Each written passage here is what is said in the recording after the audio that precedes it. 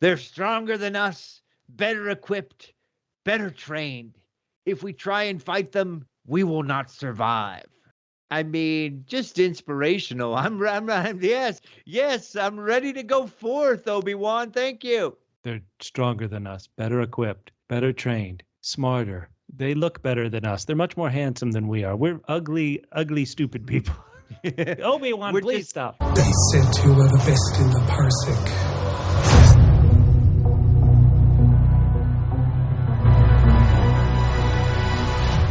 Welcome to Parsec Passion, a podcast about Disney Plus Star Wars television shows. Now we're talking about Obi-Wan Kenobi, and today we're breaking down episode 5, part 5, the big Imperial forces attempt to draw Obi-Wan out. My name's Bubba, and with me, as always, is somebody who, let's face it, is always looking for a way to not fight. It's Catfish. Catfish, how you doing? Bubba. Always a pleasure to be joined by somebody who always likes to climb up ladders and go into dark spaces. Thank you for taking care of the rats in my roof. We are talking about episode 5, or as I like to call it, the Revenge of the Fifth Brother, that is. Now, he may not have been in it, but now he's moved up. The smaller the number of brothers and sisters, the higher the chart position. Good work, fifth brother. He's like, he runs in at the last minute, and the cutscene is like, I knew it all along. Actually, this has been the most effective use of the fifth brother, if you ask me. And so, hey, that might tie into our ratings. We're going to give our ratings out of 10 for Chapter 5, Part 5, Episode 5, Catfish. What is your rating for this penultimate episode of Obi-Wan Kenobi? Well, Bubba, I feel like I have gone every time, and then you've just stole my rating. So I'm going to make it very hard for you to steal my rating. I'm giving this 7.52 out of 10 triple N's. Wait, triple N's? Yeah. As we all know, that's nighty-night, ned-b. Oh, man. We hardly knew ye. Ned-b's final words were the same as his first. I was reminded of when we talked about the last episodes so many minutes ago, Bubba, of you saying that, this was planned to be a movie.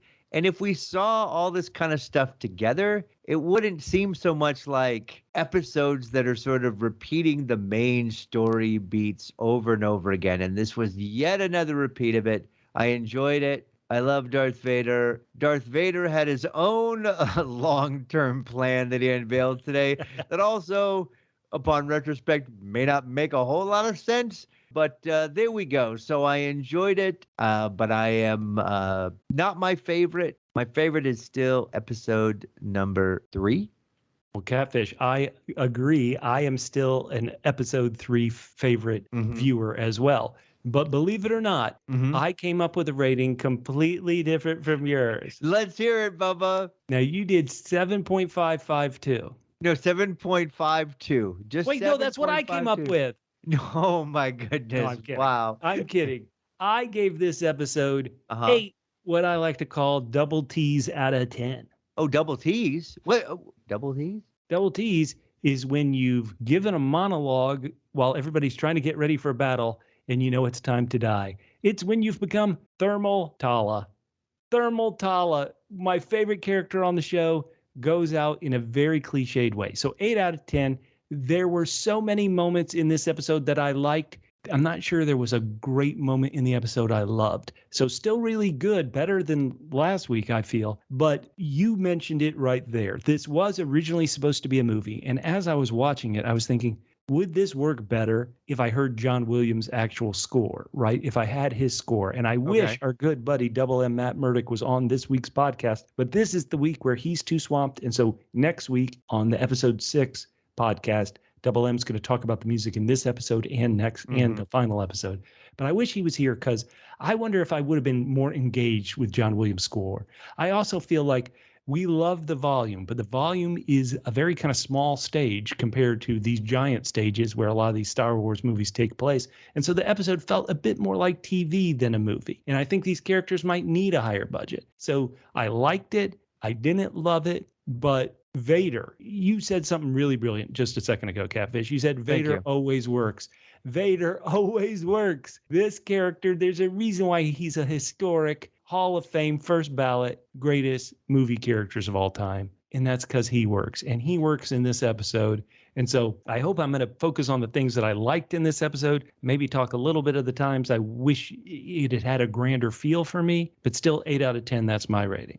All right. Well, I'm glad you finally struck out on your own. Just but like hey, Tala. Catfish. Yeah. Catfish, last week on our podcast talking about episode 4, you said that it was your brother-in-law who said Obi-Wan is their favorite Disney Star Wars thing. Is that correct? Yeah, that's correct. Just honest to God, not even 30 minutes ago, my sister, Big C, was on the phone with me and she said, I think Obi-Wan might be my favorite of all these Disney Star Wars shows. Oh, come on. No, listen, hashtag justice for Grogu. Justice for Grogu, but she loves Reva. She likes little Leia. She said little Leia was okay, but she likes Reva. She loves Obi-Wan. Darth Vader, as everybody says, is great. So once again, we say, who cares what we think? We want to know what you think. What did our viewers think? When we put out these polls, they're always kind of flash polls. People haven't had time to sit with the episode. We haven't had time to sit with the episode. And so it's a lightning poll. We said, grade episode 5. And the top option was brilliant. Ben battling. 74% of the respondents said the episode was brilliant. That's a pretty good number. 74%. I mean, whoa. Wow. Only 9% said it was good, which is where I would have voted. So 9% said it was good. So that gets you to close to 85% saying it's brilliant or good. Now, what's interesting is only 3% said it was fair. And that left 14% to say the episode was poor. It was like a lightsaber through the stomach. Oh, man. So these polls, except for last week, have been pretty darn consistent, meaning I would say about 80% of at least the people who respond to us are in the it's really good or great camp, but there is this, it feels like consistent 15% of viewers who it sadly hasn't connected with. And so that was the result this week. It feels like the show is headed towards a second season that maybe wasn't originally planned. And so if they want to get us all excited for the second season, we need that episode 6. We need that chapter 6 to knock us out of the park and get us craving a season 2. And it'll be interesting to see if they do it. Listeners, we want to hear from you. Well, now I'm concerned, Bubba. I'm concerned, Will, because it feels like they were delaying a lot of stuff, and then we're going to get a big finale. Now that they've reshot some stuff, I feel like it might be interrupt us again. We'll see. Fortress Interruptus. It's right down the ocean from Fortress Inquisitoris. Listeners, we are going to get to some of your feedback. Because we're recording this so soon after the episode drop, we don't have as much feedback as we like, but we want to read it. We want to hear from you. On Twitter and Instagram, @PHQ. That's the word double, the single letter P for podcasts, HQ for headquarters, @PHQ on Twitter and Instagram, Facebook.com/PHQ, and on YouTube. Leave those comments. We've already got a couple of comments on our episode 4 podcast, and that's only been up an hour or two. So please leave those comments. We love them. And I want to say that you would think we're going to take a break when Obi-Wan Kenobi ends, but no, the week after Obi-Wan Kenobi ends, if you follow us on our social media, you'll be able to hear about our podcast on season 2 of Only Murders in the Building. That's right. We're going to be bringing back our podcast, Let's Solve Only Murders in the Building. It's a podcast and YouTube experience where we as viewers try to track down the clues. We put up our crazy boards of suspects and yarn and do everything to see if we can solve Only Murders in the Building. So that'll be coming out. Follow PHQ social media links to find out how to follow us. Catfish, are you ready to go to Jabeem? Yes. Bubba, don't we need to have a little warning first? We do. Listeners, there are certain scenes in this fictional series that some viewers may find upsetting. There's also some commentary and attempts at jokes on this podcast that all viewers will find upsetting. Please continue and get your parental permission to listen to the Parsec Bash It podcast on your podcast app of choice. Catfish. I don't think this message was on the other episodes, but I went back and looked, and there is a message like this on the beginning of episode 1. So maybe anytime they show scenes of the Order 66 youngling slaughter, they're going to put this up because sadly we live in a world where a lot of violence does happen to children. What did you think when you saw this? I mean, the first thing I thought it was that, boy, we were going to get an extra dose of Leia today. And I know I find Terrible. extra dosively Terrible upsetting, jokes. but I There think go you all are our right. downloads. It's the younglings, even though it wasn't as brutal in this episode as it was before.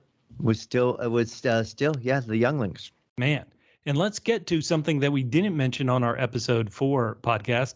Mm-hmm. There's this kind of Star Wars branded TV little bumper that they run at the beginning of all these episodes. And there were new images in all the Star Wars face images, including ned-b and Lola were in the intro of last week and this week's episode. Way to go, ned-b and Lola.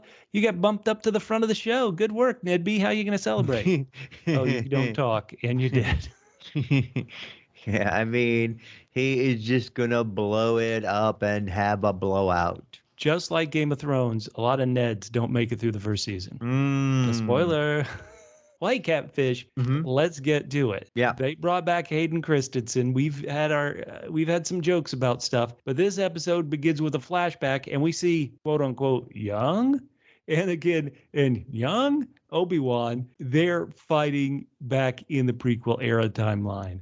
What did you think when you saw this? This, to me, at least at the very least, said they are going there. They're giving Hayden Christensen something to do. I really did like this moment. I really liked it too. At first, I kind of thought that Hayden looked a little waxy, and maybe they did de-age him or do something with makeup. But I think that was just Hayden using the Force on me because, where there's a lot of flashbacks to this same scene, and he looks of age. Yeah. By of age, I mean now. What is the opposite of youngling? Oldling, learn your lesson. Now, let me say, once again, I keep mentioning that I maybe didn't love anything in this episode. This scene, if I didn't love it, I really, really liked it. And I kept thinking back to those prequels, which, thank the maker, George Lucas made. It's his vision. He can do what he wants to do. But I honestly thought a scene like this was needed in the prequels. If Obi-Wan was supposed to be Anakin's master, we never really saw a training scene or a scene like this. Most of the time, Obi-Wan was just complaining, Anakin, you did this wrong. Anakin, you did that wrong. A scene like this, even if it really doesn't feel too much like training, it showed their relationship in a way I wish the prequels had done. So I thought it was great that they intercut this through the whole episode. No, and unlike in Boba Fett, where the flashbacks, it feels like the story could have been told differently. The different parts of the scene really deliciously reinforced parts of the episode. I thought it was really well done. I did too. Now, we don't spend much time in this flashback at first. We just immediately cut to present timeline Vader. He's on the bridge where he likes to be, staring out at a sea of stars in space. That's his favorite. He doesn't have Netflix. He's like, well, what am I going to watch tonight? Oh, I'm going to go stand on the bridge and look at some stars and, contemplate. And so who comes up? Is it Third Sister or is it the new Grand Inquisitor? Interim. Interim. Interim Grand Inquisitor. She's got the badge, baby. She knows that Obi-Wan and those evil rebels, or maybe they're not even rebels at this time, these evil forced helpers are on Jabim. And so Darth Vader set a course for Jabim. Our mind on a new romance. Vader didn't say that, no. But they're going to Jabim. It is happening. Hello, let's go. Bubba, I'm a little confused about this. Back in the Cold War days, president that I hated at the time and did a lot of horrible things, but actually seems quite mild compared to some politicians we have now, said, trust but verify. Can we wait till we actually get to Jabib and see if she's right before we make her a GI? I mean, I know that she can be quickly demoted, right? Quote unquote demoted by Vader, but it still feels like, if you just start throwing around Grand Inquisitors left and right, people need to know that you have to deserve it. You know what I mean? Right. Like every time I go into Walmart, if I see a bunch of different people, I'm like, this Walmart greeter position means nothing. Completely parallel positions. And so then we go to Jabim. We're there with this people who are on the path, who are helping. And I kept thinking about, once again, this volume, we love it, but it is kind of a small space compared to a lot of sound stages. And so here's a crowd shot. And I'm just thinking, how did this come together? The spaceship lands, the door drops, Roken comes out by himself. He doesn't let Leia come out so everybody can see her at first. He comes out and he says, we got her. And the crowd reacts as, who? You got who? What?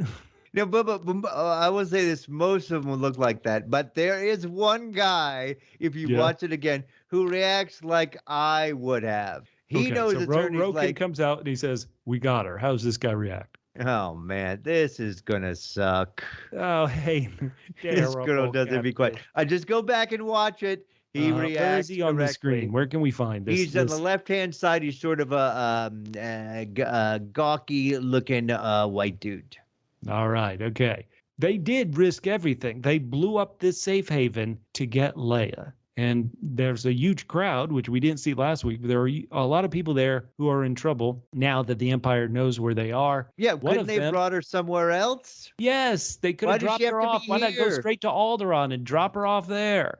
Oh my God. But guess who's back? A character I really had trouble with in episode 2, but I think for some reason I really liked him in this episode. It's Haja. He's Love back. him. He's back, Yeah. baby. Yeah, and Obi-Wan says, "What are you doing here?" And this, Bubba right here, an Easter egg for Officer and a Gentleman. He says, "I got nowhere else to go, Drill Sergeant." Except for the Drill Sergeant part and that horrible accent that I just did. Man, referencing Officer and Gentleman, that is really helping our analytics skew younger there, Catfish. And Officer and Gentleman, dear God. I mean, look, I How didn't about do this? it. The They president who put the said trust Easter but egg in. verify. Was he post Kennedy? He was indeed. Okay, sorry. Okay. Holy So, hey, cow. Haja, I don't know why I liked him in this episode more, but he did have a good line that made me laugh. You know, he is a scam artist, a kind of a scam artist with a heart of gold. And so his line, this place is a good business opportunity, though. I love it. I laugh. Right. He's like, thanks for effing up my entire life, or thanks for screwing up my entire life, but I'll make it work. Right. That's the kind of attitude you need. And that's the kind of attitude we want from our Star Wars rogue. So very good. Now, Roken, he's laying down the hammer. He is the leader here. He's like, we got to get all these people out. We only have a few hours. Now, this is one of those things where how does he know they only have a few hours? How does hyperspace work? It seems like in the original movie, A New Hope, they did kind of sit in hyperspace for a while on their way to Alderaan. So maybe I need to look at a star map to see how close Jabim is to Nur, the planet of Fortress Inquisitorius. But anyway, hey, we got a ticking clock. We only have a few hours. Back on the bridge, guess who's there? They don't have a few hours.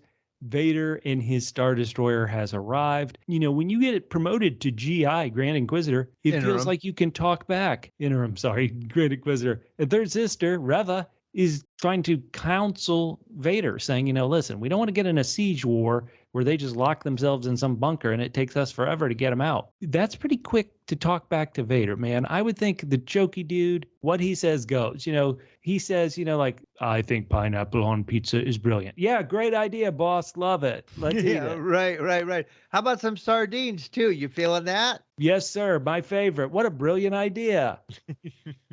Please, sir, can I have some more? Obi-Wan, but you know, they're kind of cutting back and forth. Obi-Wan is there.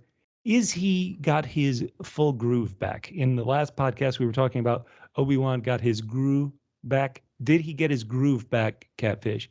He looks and he sees these old lightsabers, these old robes. He sees the etchings on the wall. Some Jedi did survive. Some Jedi are at least trying to fight. But he also does see, you know, like I said, old lightsabers. Maybe that's a sign that the fight for them is over. And there's a great line, a serious line. We don't like to be too serious on this podcast, but a great line where he reads, "The light will fade, but is never forgotten." Hell yeah. Let's go, Jedi. I love it. I love it too. But you know what I don't love is evil Lola.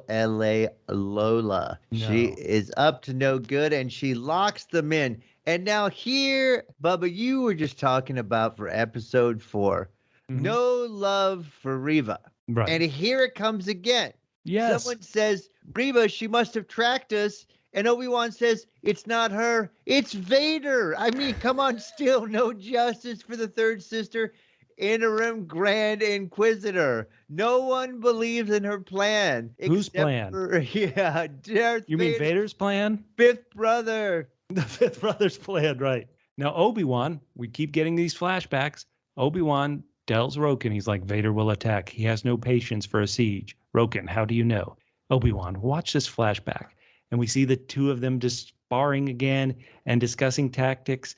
And we hear young Anakin, quote unquote, not quite as evil as he's going to be, Anakin, telling Obi-Wan, mercy doesn't defeat an enemy, master, which is why you're going to lose. Ouch. And he says it kind of with his evil smile on his face.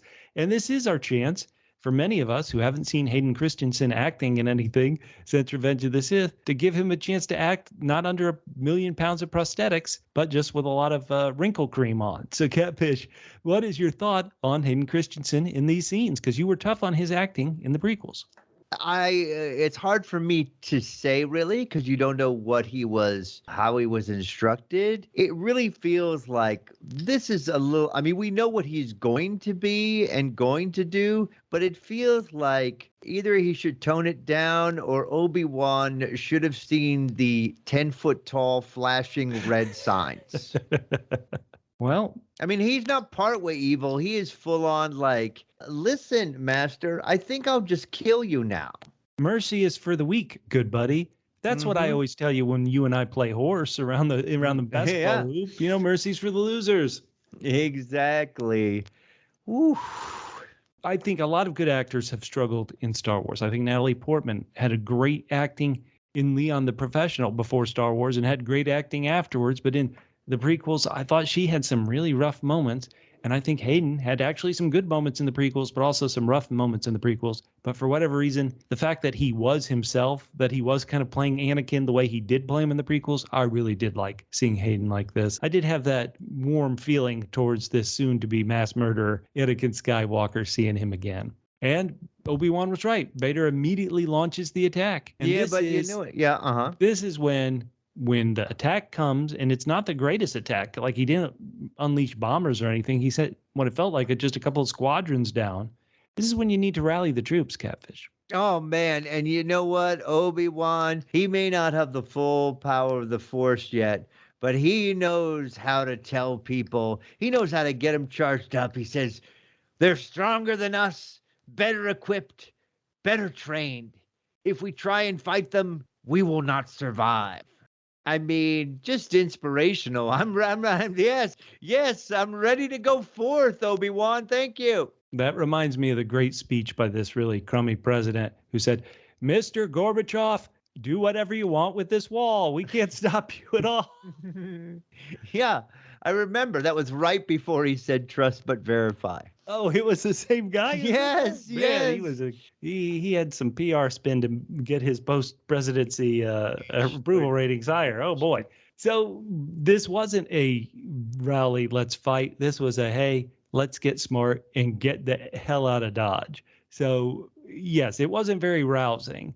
Now, hey, it's not just that the speech wasn't rousing. Obi-Wan. Oh, boy. Roken, how long do you need to get the roof back open to the hangar? Roken, 3-4 hours. Obi-Wan, you have one. Roken, it takes 3 to 4 hours. What you mean I have one? Who died and put Obi-Wan in charge? This guy's been chilling out on another planet and getting rooked by Jawas, and now all of a sudden he's telling people what to do?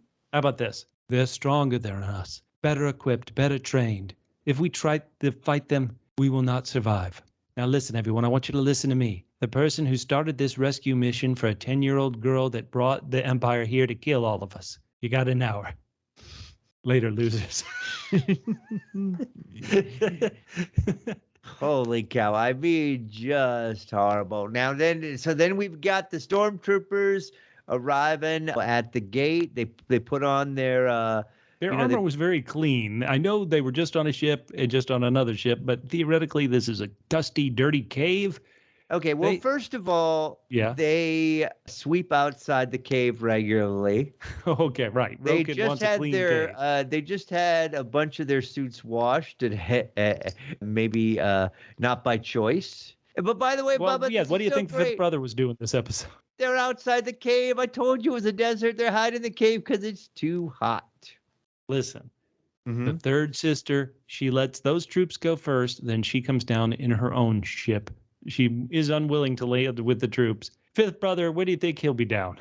Yeah, just when her plan's about to succeed, and then he'll just jam everything up and then blame her for it. All right, now they've got trouble. Our heroes have trouble opening the doors to the hangar, which are on the roof, and maybe something's going wrong in the vents. Who could we send up in the vents? I got a great idea. A 10-year-old kid who's a princess. Let's send the princess into the vents to save us. But it's even crazier. She needs a ladder. Why does she need a ladder? Why doesn't Obi-Wan just pick her up and throw her up there? Why doesn't Ned-B kind of, put her on his shoulders and say, here, get in this vent? That's a good point. I mean, yeah, that's a good point. Obi-Wan, you trust me, I trust her. Is that logical thinking? We're all about to die. Okay, sure. Yeah, and she trusted the evil robot. I mean, how far you want to go down this chain? They're stronger than us, better equipped, better trained, smarter. They look better than us. They're much more handsome than we are. We're ugly, stupid people. Obi-Wan, please stop. There's not a chance that we could even figure out how to reproduce, much less kill these stormtroopers who can't shoot the side of a barn with a catapult. Yes, it looks like acne on my face, but it's not acne. I just keep poking myself with this pencil. Obi-Wan, please try to encourage us to live. But anyway. That's right. That's right. We're all inbred Hicks. Listen, I've spent 10 years in a Tatooine cave. That makes this cave look like the plaza.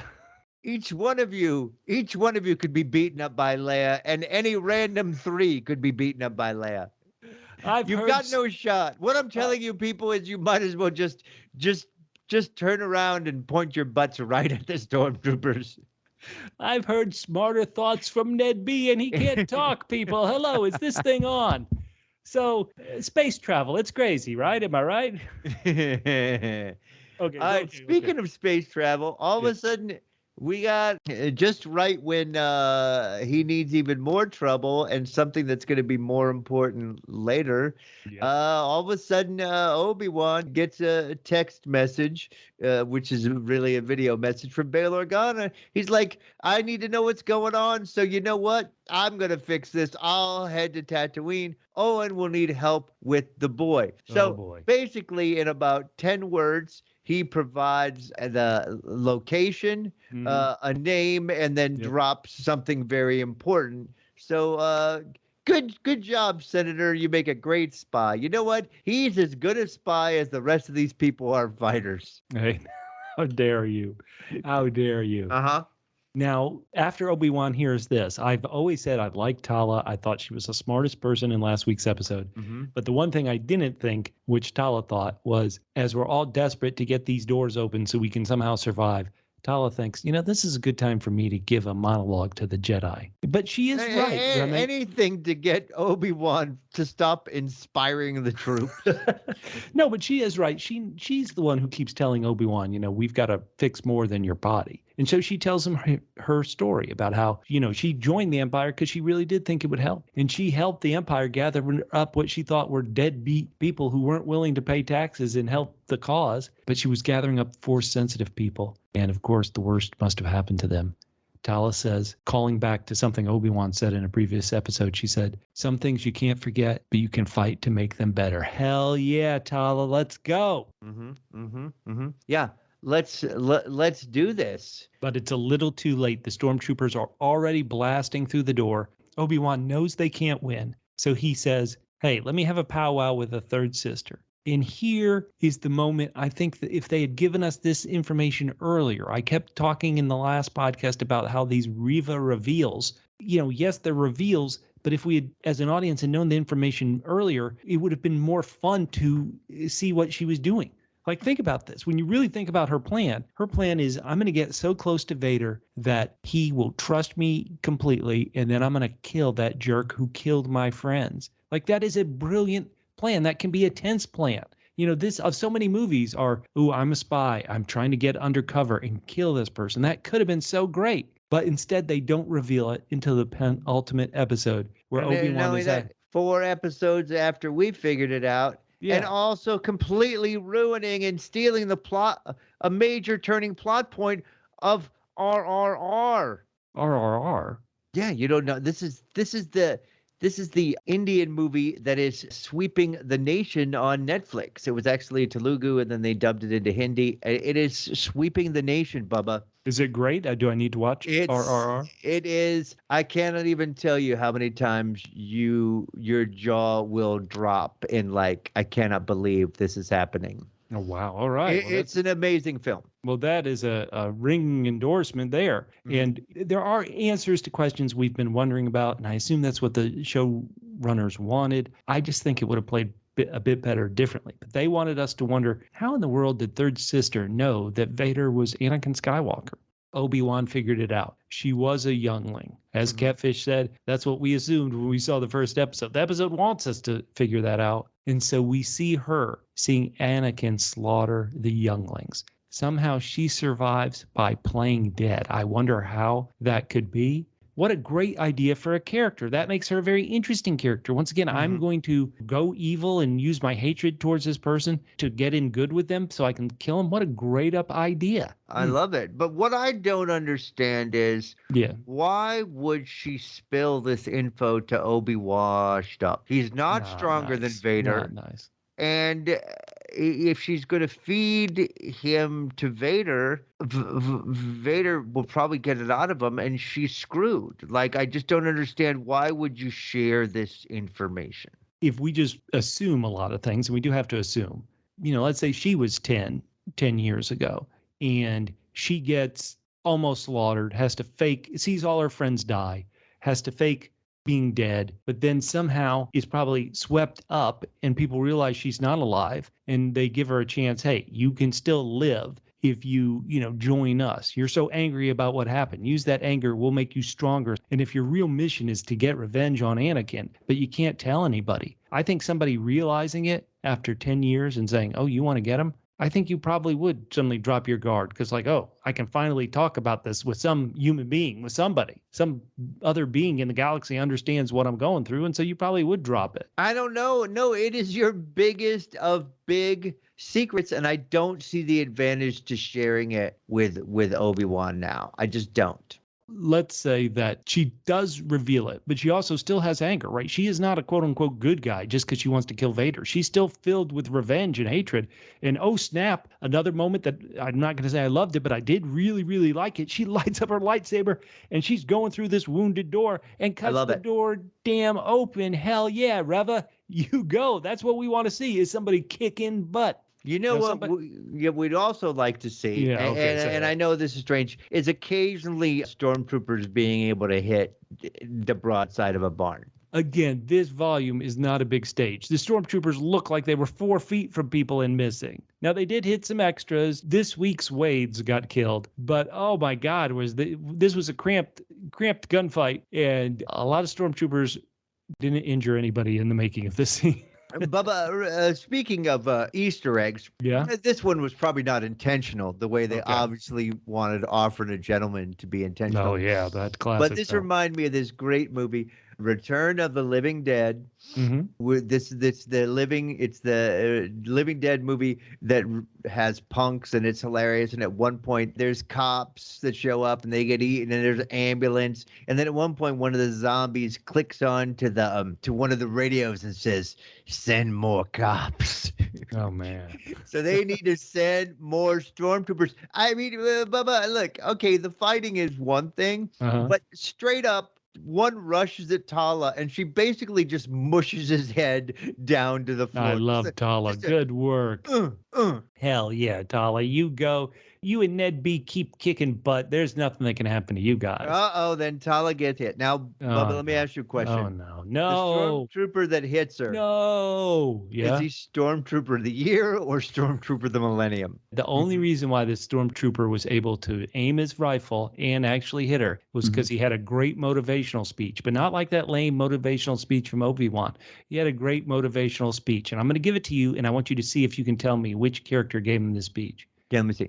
Fire! Shoot your blaster! Fire. That's also from RRR. I'm telling you, it all comes back to RRR. Oh, all right, so Smith Brothers motivational speech. ned-b is also, as you said, taking L's. He's getting hit, Oh, boom, man. boom, boom. I And like then ned-b kicking butt, but yeah, he took some it's L's in so this. good. And then Tala uses her thermal grenade to detonate all of them, but only after holding up the grenade very high so that they can all see it, and Reva can warn them to run away. Oh, Great plan, Tala. Come on, no. Listen, when you hold up a thermal detonator and you're going to sacrifice yourself to kill a bunch of suckers, you want the credit. You want them to know, hey, I'm the guy who took you out, losers. So yeah, Right. hold it proud, Tala. Yeah, those stormtroopers. Remember when we weren't firing at all, but then we got to see the grenade long before it got blown up? Woo! We made it Man, out that of was a that good one. time. Now, Good time. Vader, he's sick of this silliness. He tells him, listen, tell the Grand Inquisitor to stand down. He's going to go down there because he wants Obi-Wan. Nobody gets to beat up Obi-Wan but Vader. Love it. Personal Vader. Take that victory. Your lust for victory, there's nothing wrong with it. I love it. Take them down. Now, Obi-Wan, this is like a shadow play on their flashback lightsaber battle. Obi-Wan says it quite clear. I'm going to turn myself in. And then when he turns himself into Reva, he keeps bringing up her plan. He says, "You're not bringing him to me. I'm bringing him to you." He's trying to say, "Hey, there are three sides to this coin. Let's you and I work together to take out evil Vader." Love it. Mm-hmm. Mm-hmm. Yeah, that is a great idea. We could end this together. Mm-hmm. Mm-hmm. Mm-hmm. Obi want to pass the buck is what he's doing. And then we have a great flashback again to the scene between Anakin and Obi-Wan. Anakin defeats Obi-Wan, but then Obi-Wan says, "Your need for victory blinds you." I don't know. Just a quick question here, Bubba. If you're engaged in some sort of sporting activity, let's say it's not even to the death, don't you kind of want to win? Isn't that the whole point of practicing something so you get better so you can win? It really feels like that not wanting to win is the kind of loser mentality that leads you to say, well, we got no shot here, folks. We're going to go down in flames. Well, maybe think about it like chess. I've beaten you so many times in chess, it may be hard for you to hear this, Catfish. Yeah, well, yes, many chess games. If you are so focused on the offense in chess, right? If you're only focused on attack, then you easily can get blindsided and lose, even though once again, my need for victory, my need to take your pieces can blind you. And well, so you know what? That is true from a certain point of view. I understand exactly what you're saying, but when we get to that point, I'm not sure that what happens next validates what Obi-Wan is saying here. So when we get to the next part of the flashback, let's talk about it. But we both did really like that flashback, right? That's good. Absolutely. Little Leia, your favorite character. Yeah, she does. She finds Lola attacking her. This is my cute little droid Lola attacking me. Available at Target for $39.98. And it's attacking me. But Leia fixes the droid. She takes this restraining bolt, the malware plug-in flash drive. She pulls it out of the droid. It's back. They get the darn hangar doors open. Good work, Leia. No longer Team Lola. But hey, if the hangar doors are finally open, why weren't all these extras on the ship already? It's like, let's go. But no, a bunch of them were already on the ship. Just the ones you didn't see. Okay. The ones who were the most inspired by Obi-Wan's speech. Right. They said, let's just go lay down on the ship. And go hide in a corner. Now, Leia's having to learn about people sacrificing, including sacrifice to keep her alive. She asks, where's Tala? She gone. Oh, terrible. But now let's get to it. We've had, the undercard. It is time for the main event. Vader versus the ship. Vader told the temp Grand Inquisitor to stand down because he's going to go in there and take care of business. He goes in, he sees a ship taking off, and he's like, not on my watch. Ed Vader force pulls a ship out of the air and rips it apart. Hell yeah, the OG Vader is a badass, man. Oh yeah, he is so good. I love it. His need for victory blinded him to the fact that it was a decoy ship. Way to go, Vader. And the other one took off and he didn't have any force left? Well, it's one of those classic things where you're like, I'm going to pull this damn ship out of the air. I'm going to rip it apart. Look at me. I did it. I did it. I did it. Oh, I just spilled coffee on my leg. It's one of those, nuts. It was probably a real, well, I guess I should say there's another flashback where Obi-Wan steals Anakin's lightsaber just by ducking out of the way. And then he says some mumbo jumbo about having to prove yourself, and until Anakin does that, he'll have to keep his little rat tail braid. That's from the 1980s. No, that was really from the 90s. Hold on, these little rat tail braids. Those kids 90s? like NSYNC were wearing those in the 90s. All right. Well, regardless of what decade or millennia they were in, yeah, and maybe we just completely disagree, but I don't feel like it's his need for victory that causes him to pull down the wrong ship, or his need for victory that allows Obi-Wan to steal his lightsaber. So in other words, I really like where they're going up to that point. Mm-hmm. And then I feel like they didn't prove their point with either the rest of the flashback or what happens with the ship. I really, I honestly, seriously loved where I thought they were building to, but then I felt like it didn't get paid off in either case. Well, I can see one side of your case how it didn't get paid off, and I do wonder. I have so many questions about episode 6 we're going to get next week. But hey, before we go any further, let me say it again, listeners. This is just two old friends talking and yapping it up. We want to know what you think. Did you feel like this really was this penultimate thing? Are you part of that 75% of the people who said this episode was great? Write to us and let us know at PHQ on Twitter and Instagram, Facebook.com/PHQ, YouTube. Leave those YouTube comments. Give us those thumbs up like buttons. Let's get into it, because this is like a 3-part battle. And the third part, AKA the third sister, she comes in. Hey, Vader may feel like a chump. He just let the ship go by. So she's going to stab him in the back and take revenge that she's wanted for 10 years. But guess who ain't playing?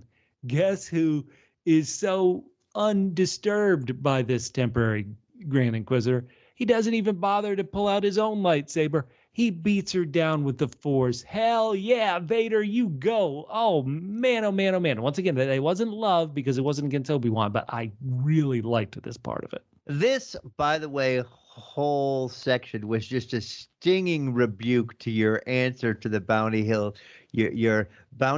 hunter guild battle for episode 4. This is the best, to be had the butt kicked without him even touching her. Just the Force, so oh my God. good. Vader, she is like fired up her spinning ability on her lightsaber.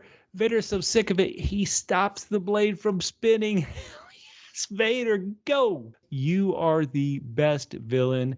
Love it. Oh man, and then he starts fighting with a lightsaber. I don't know why, just to sort of taunt her a little bit more. With her lightsaber, he takes it, he breaks it in two, like he rips it out of her hand. Then he uses the Force to pull it back to himself. He is taking no prisoners. Oh my God! Speaking of prisoners, out comes the OG Grand Inquisitor, and it turns out the whole interim Grand Inquisitor for award for Reva was just another master plan that probably doesn't make sense if you think about it too hard. This was Darth Vader's long-term plan, which again, if you sketched out what he went through, it seems rather strange. He really trusted that she was going to track down Obi-Wan and not get in league with him. I don't know. I'm gonna challenge you a bit on this. Let's say you're Vader.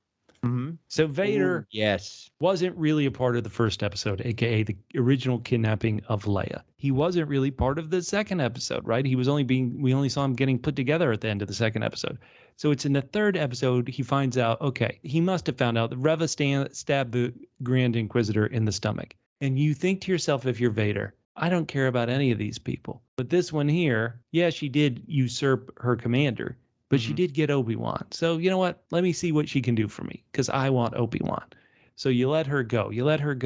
And then you think, oh my God, you let Obi-Wan escape again. I'm going to choke you to death. Wait, I tracked him. All right, you tracked him. Okay, whatever. Here, you did good. Here's a little cookie. I don't care about the original Grand Inquisitor. Oh, wait a minute. You were going to stab me in the back the whole time?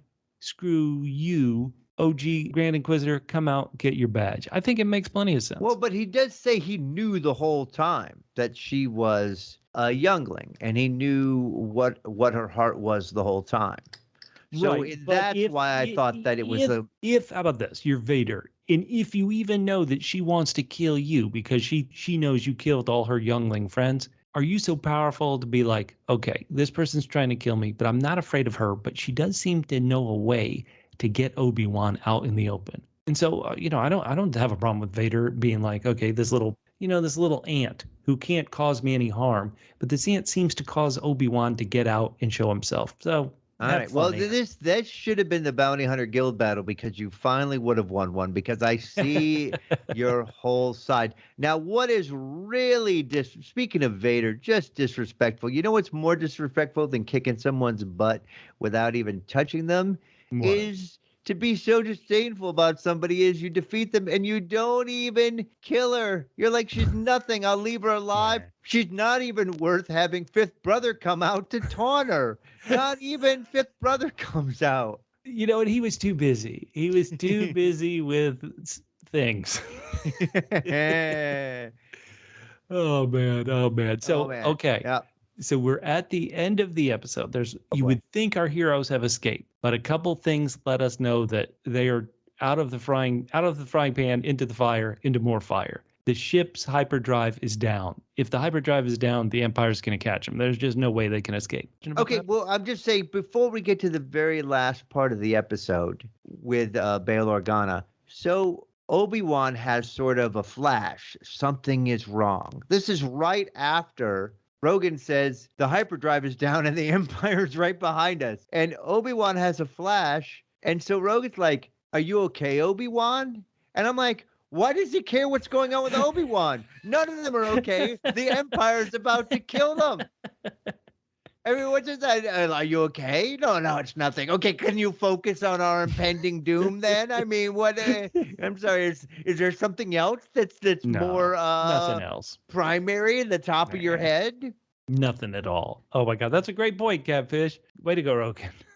He has to put up with a lot. Leadership is not easy. How about that? No, leadership is not easy, but I don't know. I mean, I would say, yeah.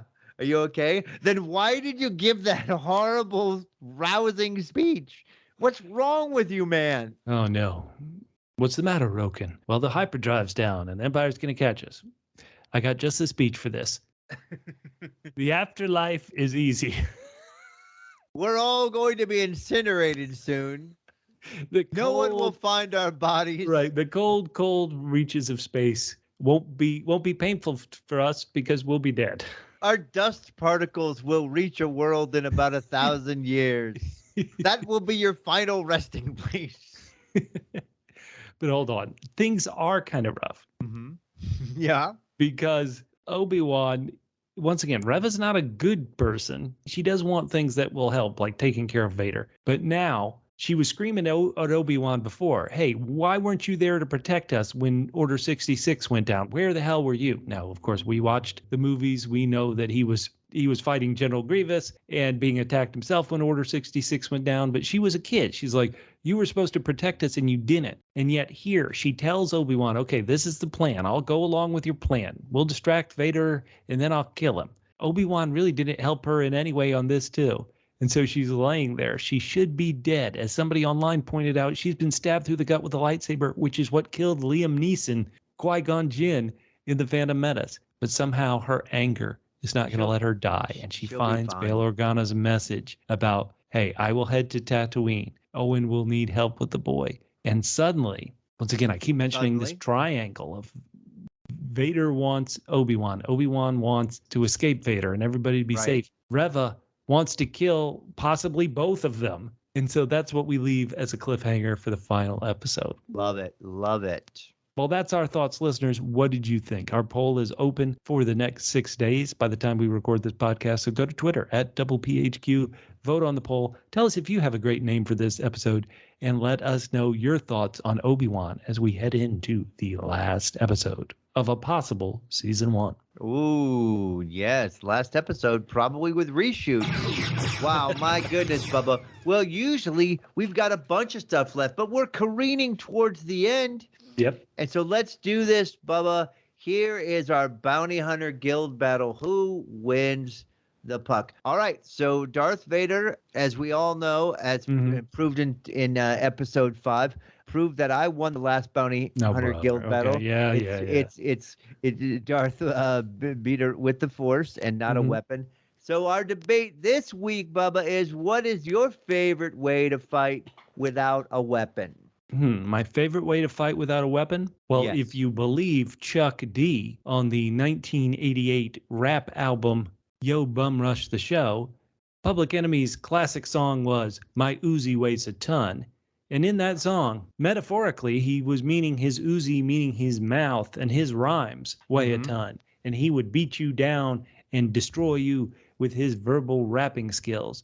And so that is my best way to fight without a weapon. So you ready? Without a gun, it's no fun. I will beat you with my hands because I'm a real tough man. Your name may be Darth Vader, but I'm going to see you Darth later. Holla. That's my favorite way to fight without a weapon. Wow, that is Now, you beautiful. didn't give me a beat, or that really would have been a #1 hit. Yeah, yes. I'm glad only one of us embarrassed themselves during that section. Listen to this. I'm going to beat you with an orange. The end. Boom, boom. There's my beat. Where was my beat before? Okay. All right. What's your favorite way to fight without a weapon, Captain? Well, I find that my favorite way to fight without a weapon is basically just tears and begging.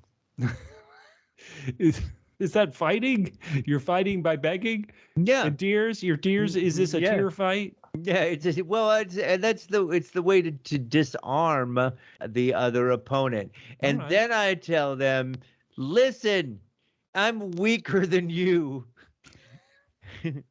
I've got no chance. I'm missing a gallbladder. You could easily punch me in the kidneys and I would collapse. Come on. Like an army cot. You're giving your own version of Obi-Wan's speech. I am. Catfish. I'm inspiring myself. All right, Bubba. That Hey. is the so basically what I'm saying is my favorite way to fight without a weapon is to completely give in, which is what I decided to do this week in the Bounty Hunter right. Guild battle so I that love it. so you could notch a win, Bubba. Heck yeah. Oh my goodness. All right, so our next weekly segment is the Mandolicious Line of the episode. Ooh. What was the line that either made you chuckle or think or brought up something important? So I've got 5 that I've pitched you here. All right. 5 for episode 5. Let's hear them. The first one is Obi-Wan's amazing. They're stronger than us, better equipped, better trained. If we try to fight them, we will not survive. That's just #weak. And then so Obi-Wan, you're not serving him, you're hunting him. Nice revelation. Like it. Love the dialogue. And then Reva's, you have no idea what I've done alone. So good. And then once again, a nice line by Obi-Wan. You're not bringing him to me. I'm bringing him to you. Subtext, you are doing all the work. Okay. Number 5, Obi-Wan again. Your need for victory. It blinds you. Just because it reminded me of all our Bounty Hunter Guild battles and also Super Bowl 51. Boy, I can't they all run together. I have no idea what happened in that Super Bowl, but I'm going to go off the board, Catfish. Oh, let's hear it. Because I was so tough on Haja in his first episode, and this line, for whatever reason, his delivery, the timing, the situation, where he's suddenly like, this place is a good business opportunity, though. I'm tipping my cap to Haja this episode. Great work, Haja. All right. Well, what's your choice? I'm going to give it to Reva. You have no idea what I've done alone. So powerful. That is a good line. That's a good line. All right. And up next is our quadruple M, Matt Murdock's musical analysis. Right. Oh. It's going to be a quadruple M. What's that? It's missing The Matt quintuple, you Murdock's- mean? Yeah, whatever it is. Matt Murdock's missing musical analysis. Matt is so Wow. busy, guys. He always loves being with us on these podcasts. We love being with him, but because of his busy schedule, we're not going to have him this week. But hey, we love hearing from you. So why don't you guys tell us? Earlier I was talking about maybe I might have enjoyed this if there had been a John Williams score. What have you guys thought of the music so far? Matt gives us these great segments every podcast. Write to us and let us know how you feel about this music we're getting in Obi-Wan Kenobi. Love it. And as always, we Always. end our episode with Mhm. feedback from our loyal and even occasional listeners, whether it be love letters to the show, hate letters to the show, Yep. love letters to us, hate letters to us. We like to read it. So our first feedback is on episode 4 from our favorite Patman23, Pat Spinagle. He says, "Hey, I enjoyed the episode, especially the quadruple M feature from my best friend Matt." Oh, he's trying to bump up Matt there, He's huh? going to hate this podcast then. He says, "I'm surprised people were hating on this episode. Did they not like Star Wars? This Mhm. feels like Star Wars to me. Sometimes it leans in on tropes, even tropes it is established, and often Star Warsian dialogue is stilted. You should have killed me when you had a chance. Feels 100% like something Vader would say. I agree, I Batman. Yeah, I agree with Catfish. Hashtag finally that I felt interrogating Leia was unnecessary. Like she's not a rebellion mastermind yet." Ooh. He goes on to say in part 4, "I really appreciate the Jedi ninja action of Ben attacking the stormtroopers in a classic underlit Empire room, turning on and off the sabers as No, a that Jedi." was a good moment. That was a great moment, Batman. We Oh, didn't yeah. touch on that on the podcast too much. So good point. Batman says, "As a Jedi myself," and he says, "I hope," parenthetically, "I hope this sounds as pretentious as being a filmmaker." That's classic covert ops Jedi stuff. Haven't seen the new episode yet, but when I do, I'll fire off some comments too. As always, I'm enjoying the critical analysis from you two worthies about the show. What a gift that we get Star Wars content. Oh, man, what incredible feedback. What I love about feedback from all our listeners, but especially this one from Batman, is he reminds me about great moments on the show that we didn't celebrate enough because we were too busy making our silly yucks. But yeah, episode 4, I only gave it a 7, but as I believe I said in the episode, a lot of good stuff in it. So thank you so much, Batman. Hey, we got a little bit of feedback. Tell me. Because on episode 5 already, because this is such a quick turnaround on this podcast, and it's great to hear on YouTube. Elias Sideways, he gave us this feedback on episode 5 as well as our podcast. He said, "Oh man, I just listened to the pod episode on episode 4 where while preparing a hefty pizza, and now the YouTube version is out. Yeah. I really want to thank you guys for the positive reaction to my negative reaction about the show. Sometimes I feel like a total arse when typing, but I guess it makes the discussion more interesting." I agree. Absolutely Thank true. you. Thank you. Mhm. He goes on to write, "And yes, some people really take it far. I'm still enjoying the show, if nothing else for the giggles.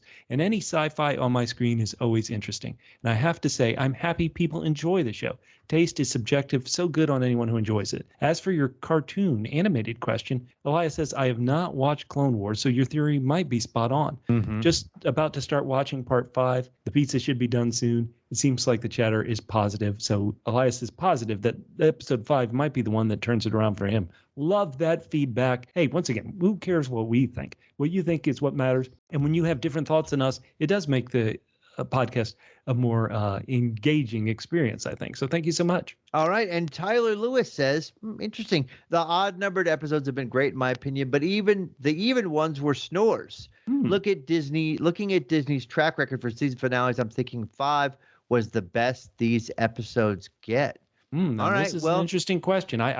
Tyler is exactly right. Or at least in my opinion, I liked 1 and 3 and 5. Those I think are the 3 best episodes. And I think 2 and 4 were a bit weaker.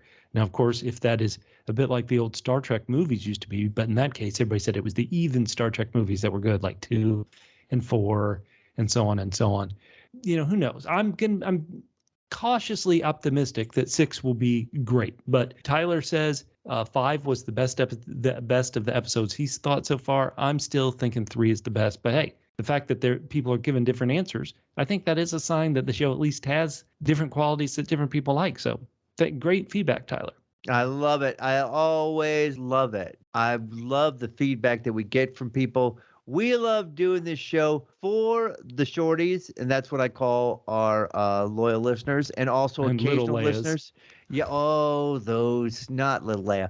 But we love doing this show. And Bubba, we have only one episode of this left. I Ooh. am hopeful, as I am always hopeful. That's why sometimes my ratings are bad. I'm always hopeful, Bubba. But if you want to reach me, you can hit me up at CJGman67 on Twitter and G to the man, GEETOTHEMAN on Instagram. Bubba, how do they reach you? You can find me on Twitter and Instagram with the same handle, the way it should be done, at Fit and Trim. That's FITTENTRIM, at Fit and Trim on Twitter and Instagram.